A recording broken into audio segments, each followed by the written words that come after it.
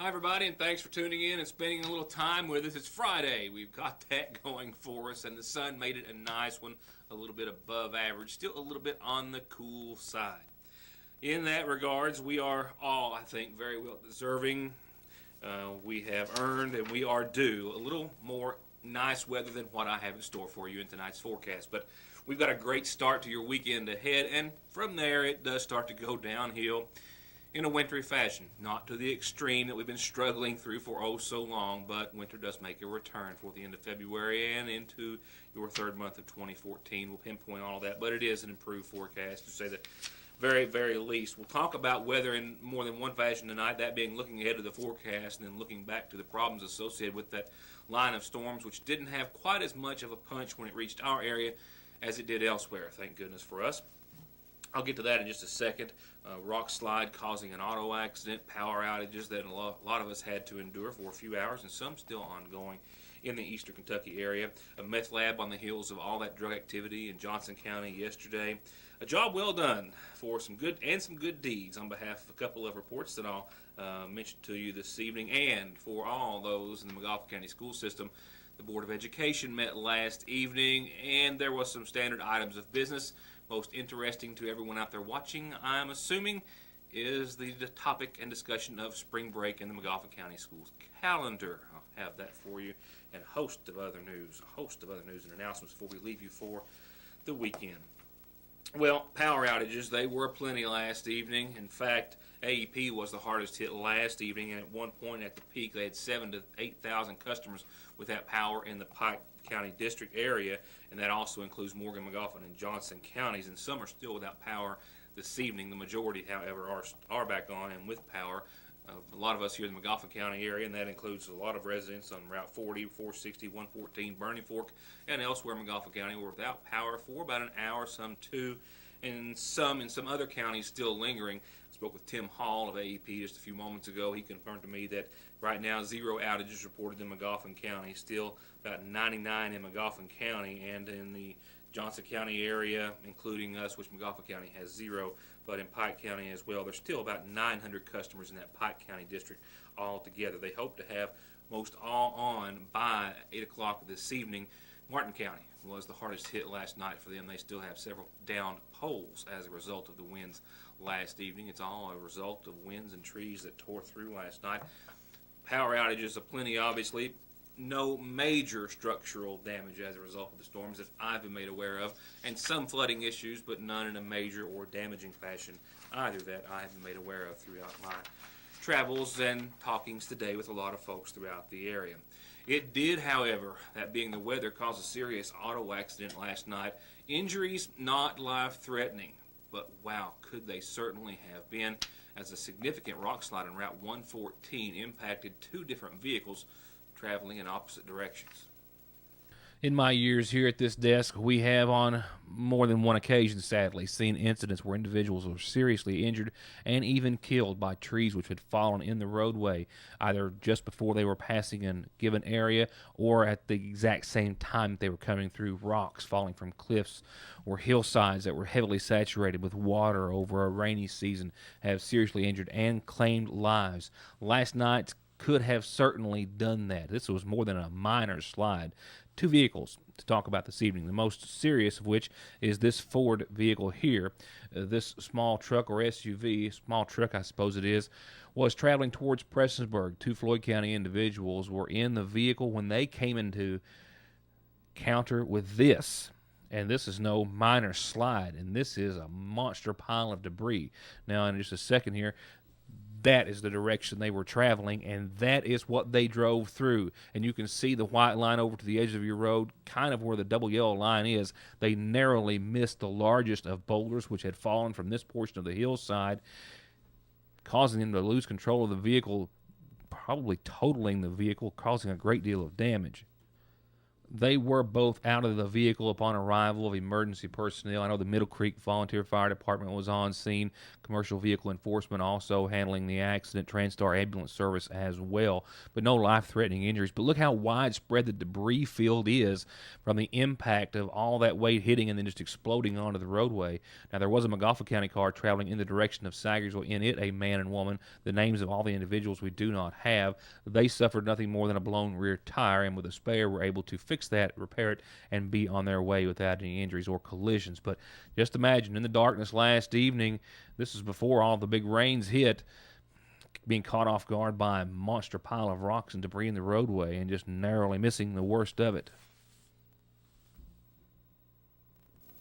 In other headlines this evening, flags are to be at half-staff at all state-owned buildings tomorrow across the Commonwealth in lieu of a mandate by Governor Steve Beshear, who has directed they do so in honor of a Kentucky soldier who lost his life supporting Operation Enduring Freedom at the Bagram Air Base in Afghanistan. This soldier being 27-year-old Specialist Christopher Landis of Independence, Kentucky. He died on February the 10th. After injuries sustained by a rocket-propelled grenade attack while he was on the base. He was assigned to the 2nd Battalion, 3rd Special Forces Group in Fort Bragg, North Carolina, and his services, private services, are to be held in his honor tomorrow. As far as Private First Class Joshua A. Gray of Johnson County, who we did a feature on so sadly, we are still yet to receive any word of services and his return home after he lost his life also at the Bagram Air Force Base. Not related to that incident. We have that understanding, but know nothing else about his passing at this hour. We have friends of the family and authorities in Johnson County who are going to let us know as soon as there are any developments about Gray's returning home.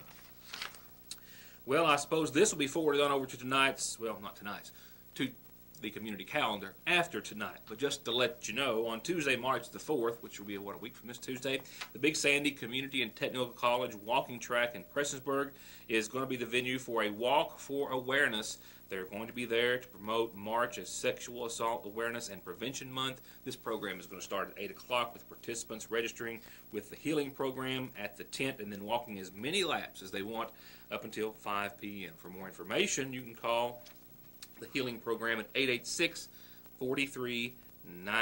Their goal is to create a world without sexual violence. My short-term goal is to go ahead and put this on the calendar and remind you for the next few days. But there you have it for now. Here are tonight's, I almost said tonight's message on the community calendar. Just a bit ahead of myself. A few words from some of our sponsors. More headlines to follow, then the community calendar and more thereafter. Check out our daily specials that get even better after 4 p.m. only at your Sagersville Lee's Famous Recipe. Saturday's the day we like it a little hot and spicy with our 20-piece box of wings, only $6.99, or only $5.99 after 4 p.m. Or you can make it a hot and spicy meal deal with 10 wings, your choice of 2 homemade sides and a biscuit for just $4.69 or $3.99 after 4 o'clock. Only at your Sagersville Lee's Famous Recipe. And Sunday's a day unlike any other day at Lee's with our Sunday special. That's right, chicken and dumplings and cobbler for just $4.49. $3.99 at 4 o'clock. Only at your Sagersville Lee's Famous Recipe. The New Year's sales event rolls on at Conley's with 3.99% and up to $1,000 in rebates on new Polarises. Kawasaki's got 3.95% or save up to $1,500 in cash. And just in, Polaris Power digital inverter generators, ultra quiet and ultra affordable at Conley's, Kawasaki, and Polaris of Paintsville. From time and money saving services like their overdraft protection, telephone and online banking services, to finding the right home, college, or car loan, to personalized checking and savings accounts designed around your exact needs, Sagersville National Bank is still your best choice and the same locally owned and operated bank that's been looking out for your family's financial health since 1902. Sagersville National, restoring the piggy bank population one savings at a time.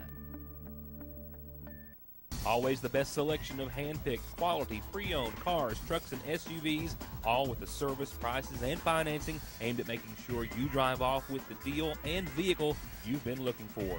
Premier Motors in Paintsville, 297-4121. It's definitely the pie that sets it apart from everything you've ever known, tasted, or loved about a Reese's Cup or a DQ Blizzard. real Reese's Peanut Butter Cups, creamy vanilla soft serve, and a real crunchy graham pie crust that gives it the texture and taste you'll never forget. But hurry, because it's the blizzard of the month at your Sayersville Dairy Queen. On the heels of Operation Broken Heart yesterday in Johnson County, which netted to date 7 arrests out of 12 individuals they were searching for various drug activity, all of which suspected of selling to undercover confidential informants. A meth lab was discovered in Johnson County last night, actually on behalf of officers with probation and parole who went to a residence after a complaint had been registered with their organization. It was after a short chase that they apprehended a suspect and then called the Johnson County Sheriff's Department to assist.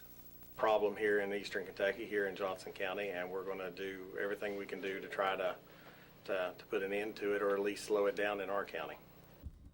That was Chief Deputy Kevin Pelfrey's remarks yesterday following Operation Broken Heart.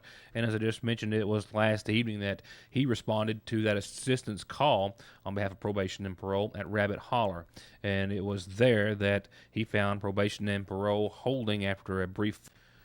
Pelfrey says that last evening the Department of Probation and Parole went to the residence of this man, Henry Lowe, on Rabbit Hollow, and it was there that he exited a room and maybe became suspicious to the nature that they started questioning him about what was in that portion of the home. Immediately upon asking those questions, he fled on foot, but Probation and Parole 30 yards later, caught up with him, apprehended him, and then held him until the arrival of Pelfrey from the Johnson County Sheriff's Department. Inside that portion of the home, they found one active meth lab, a significant amount of what's believed to be finished product, meth paraphernalia, meth precursors, and other items, all of which have been taken or will be taken to the State Office of Testing to determine if indeed they are methamphetamine, which they are most certainly sure of. At that point, charges for manufacturing and possession of meth precursors and others will be levied against Henry Lowe, who is thus far jailed in the Big Sandy Regional Detention Center on a parole violation. These next two reports serve as a reminder that anytime you or your organization has something, a photograph and some tidbits of information to go along with us, send it to us, email me, call us here at the newsroom, get it to us any way you can, and we'll put it on in long or short or however you like. But in tonight's spotlight, it's some good deeds or jobs well done on a couple of fronts. We'll begin with a donation to one of McGoffin County's very and most important organizations. Accepting a donation from the Woodman of the World, Lodge 698, to the far left of your screen. That is McGoffin County Senior Citizens Board member J.W. Back, graciously accepting a check that was presented to him on behalf of Lodge members Joe E. Carroll, Secretary, and Elma Carroll, Treasurer, Darrell Keith, President, and Joe Connolly, Trustee. The Woodman of the World Lodge has continued to support so many of our local organizations and entities and nonprofits, and this is one of their latest efforts, a check in support of the McGoffin County Senior Citizens presented on this Wednesday, the 19th. And this is another one of those good stories we so love to run. This is a picture of two middle school students here in McGoffin County. What they do? Well, they didn't get in trouble. They placed in the top 5 recently at regional competition, and in lieu of that fact, they have advanced to the Governor's Cup State Finals to be held in Louisville, March the 15th, 16th, and 17th. Jay McDaniels to your left in Arts and Humanities, Thomas Patrick on your right in Math are both once again going to the Governor's Cup State Finals in March for their efforts done on their academic team. We wish to congratulate them and wish them the best of luck. This comes from their coaches at the middle school, Della Minix and Tim Kane. And this is this Friday's McGoffin County Farm Bureau-sponsored community calendar brought to you by your local agent, Doug Green, at 349-2416. And this is a birthday wish, a very special first birthday wish to Ava Marie Rose Caesar. I just couldn't fit it all in one line. With a lot of love from Mama Charlotte and a host of family and friends, Ava Marie Rose Caesar turns 1 tomorrow. And this is her first birthday wish.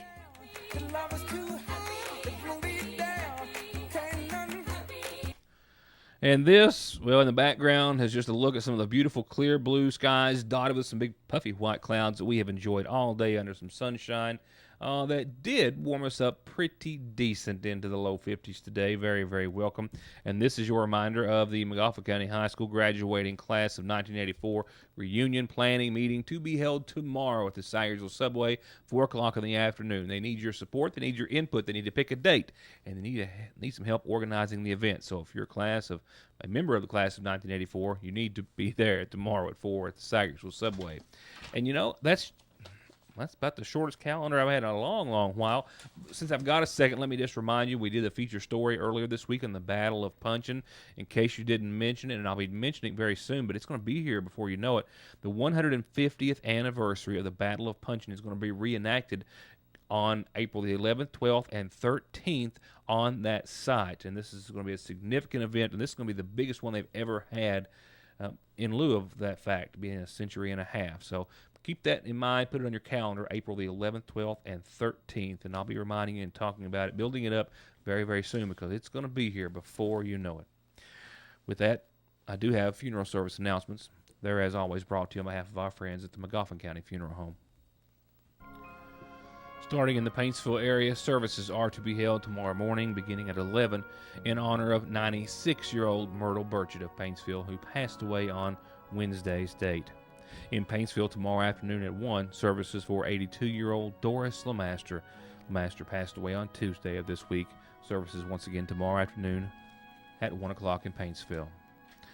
Services here in Sayersville tomorrow in honor of 81-year-old Harry Puckett of Sugar Camp Road, who passed away on Tuesday, preceded in death by his wife Mary. He survived by sons Daniel Lee and Paul Puckett and daughter Vicki Gamble. Services once again to be held tomorrow at 11 o'clock at the Sayersville Funeral Home. And Louis Reed of McGoffin County passed away earlier this week. A resident of Fletcher Branch in McGoffin County, he passed away on Wednesday. He leaves behind his son Robbie and daughter Kim and a host of family and friends. Services in his honor are to be held tomorrow afternoon, 1 o'clock from the chapel of the Sayersville Funeral Home. And I still have incomplete arrangements at this hour. I made a referral call to the McGoffin County Funeral Home a short time ago, and I believe that arrangements are still incomplete in honor of 71-year-old Ethel Sloan. She passed away on Wednesday. Arrangements are to be announced by the McGoffin County Funeral Home as soon as they're made. I'll be right back after these messages.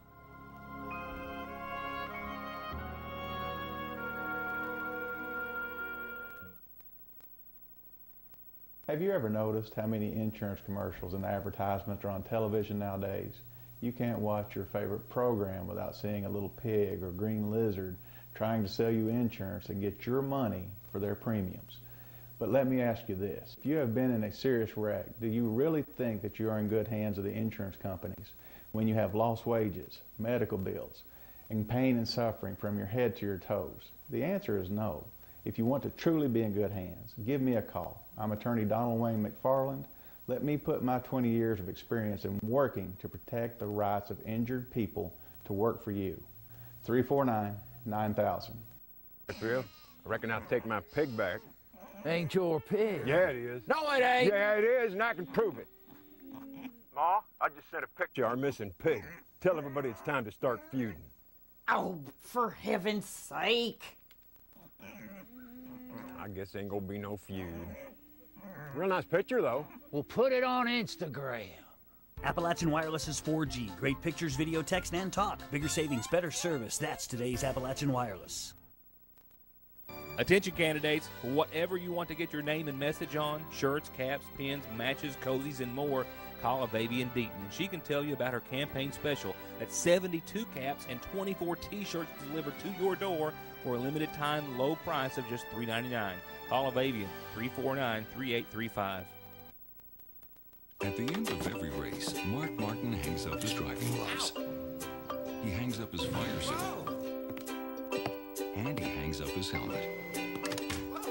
Which is why he picks up his phone and opens the ER Extra app. The app shows ER Extra wait times, locations, and more. It's the one safeguard Mark Martin is never without. ER Extra at Paul B. Hall Regional Medical Center. Extra fast, extra easy, extra great. This year, W2 means we double. Hutch Chevrolet Buick GMC will double your tax return up to $1,000. With more, here's Earl Justice. Find 200 of our most popular vehicles with payment starting at just $149 a month with 0 down. Plus all sales decision in 15 minutes or less, or I'll give you the vehicle. This double your tax return event ends in 2 weeks at Hutch Chevrolet Buick GMC in Batesville, Kentucky. Isn't it time to buy Hutch? Faster, friendlier, family-owned Parkway Pharmacy, open 8:30 till 6:30 Monday through Friday in the new McGoffin Medical Plaza under the care of local pharmacist Jesse Rudd. To make Parkway Pharmacy your pharmacy, come by or give us a call at 349-4400. Up next, spring break in McGoffin County had been set for the 4th through the 11th of April. 20 days and counting, though, for weather-related events. Well, of course, has kind of put that in a bit of a lurch and in question now for several days. Last night, that was one of the topics of discussion for the McGoffin County Board of Education. I had a conflict and couldn't be at the meeting, but in that respect, not a whole lot of things that we would have reported. There were some change orders and things of that nature, and other types of business as far as some certifications and things of that nature, allowing a bus sale to go forward, that being the sale of some used buses through a corporation that usually pays the best price, allowing the school system to acquire some new units. And that was about it, with the exception, I'm told, of the discussion of the school calendar. And before tonight's meeting, 20 snow days had put us out on Tuesday, June the 3rd. And we are missing a great deal of days, some more, some a few less in the eastern Kentucky area. But before last night's discussion on behalf of the Board of Education and whether or not spring break was going to stay on the calendar, the last day for students was set to be on Tuesday, the 3rd of June. The good news is it's no longer the 3rd day of June. As of right now, the last day for students is set for the 27th day of May.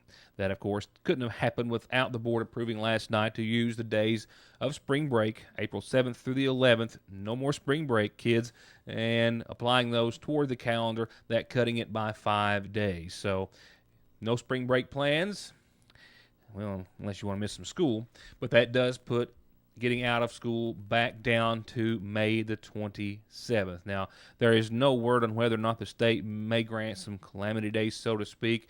As of right now, that is just still an unknown, with local boards having no way of knowing as to whether or not they will. So you can reset your calendar. We are now at May 27th and counting for McGoffin County Schools. Well, it's not local news or it's not Kentucky news, but it's good news for some folks, and it's a nice little human interest story, and it makes you wonder what's in the water that's making everyone so lucky in West Virginia. I told you last night, after telling us that sadly no one had won the $425 million Powerball jackpot on Wednesday evening, that there were $2 million winners, one in neighboring Ohio, one in neighboring West Virginia. Well, we now know who the 12 co-workers are who won a cool $1 million last night, and how they are just a few of several individuals who have either claimed or shared $1 million in just the past couple of weeks in West Virginia. West Virginia Lottery Director John Musgrave introduced a group of these 12 co-workers from Innovative Mattress Solutions in Winfield. They split the $1 million Powerball Match 5 prize from Wednesday night's drawing at a press conference in Charleston today. They have been calling themselves for some time the IMS Dreamers. And they're the third of 4 $1 million wins from the multi-state lottery games in West Virginia in just 13 days. The Lucky 12 bought the ticket at the Little General Store on Elm Street in Winfield, and they will take home each after taxes $57,000. The IRS, well, that's a whole other story. The IMS Dreamers, well, aren't necessarily dreaming any longer. One of theirs has come true. Now, before the 12 Dreamers there, it was the Beckley 27 on the 18th of this month, just a few days ago. The group, a bunch of employees for the most part at the Beckley Register Herald, that regularly pull their money to buy tickets for both the Powerball and Mega Millions, and they hit $1 million. And just a few days before that, on the 11th, a retired truck driver out of Charleston won $1 million playing Mega Millions. And then on the 9th day of February, scratch-off, a $1 million Monopoly second chance grand prize from a scratch-off ticket netted someone a cool $1 million. 4 $1 million prizes all. And Rather close-knit area of West Virginia in just a couple of weeks. We don't have that luck. Oh, you stop. There is a little luck in your forecast, though, and it all hinges on tomorrow because it's the nicest day of the bunch. Enjoy your Saturday because even though it is greatly, greatly deserved, it's very, very short-lived. Yeah, short and sweet for the beautiful part of the forecast. We'll see mostly clear skies tonight in a low just below freezing. We're at 50 and falling here if you're watching the early show, and that's not been too bad. We've been just a bit above average today, and that's a good place to be, certainly after where we have been for days on end. And like I said, your forecast for the first half of your weekend is going to be even a little bit better. We're going to be close to 60 degrees on your Saturday. We're going to be under sunny skies. Southwest winds 9 to 11 miles per hour, still present, but starting to decrease as far as how brisk they are. Clouds are going to start to increase, though, throughout the overnight hours, maybe even early evening, relatively early evening hours, and then we'll see a low of 38 degrees on your Saturday. That's going to be a little bit of a prelude of mostly cloudy skies on your Sunday. We're still going to stick into the 50s with 56 expected, a low of 27, and that low 5 degrees or so below freezing will be enough to possibly change some possible precipitation over from rain to snow. No big accumulation, but it's going to be a reminder that indeed winter is not anywhere close to really going away. I think we're 25 days maybe away from the official start of spring. I'll get us a countdown going as soon as it starts to perk up a little bit. But that's your weekend in a nutshell. Saturday has got a big check mark by it, and Sunday, you don't want to cross it off, but it's going to start to go downhill to some degree. Monday, 43 and 29. That's when temperatures really start to fall. Sunny skies, another slight chance of some rain or snow Monday night. Tuesday, 43-24, partly sunny, still a threat of some rain or snow. Wednesday, check it out. I'm afraid that's not a misprint.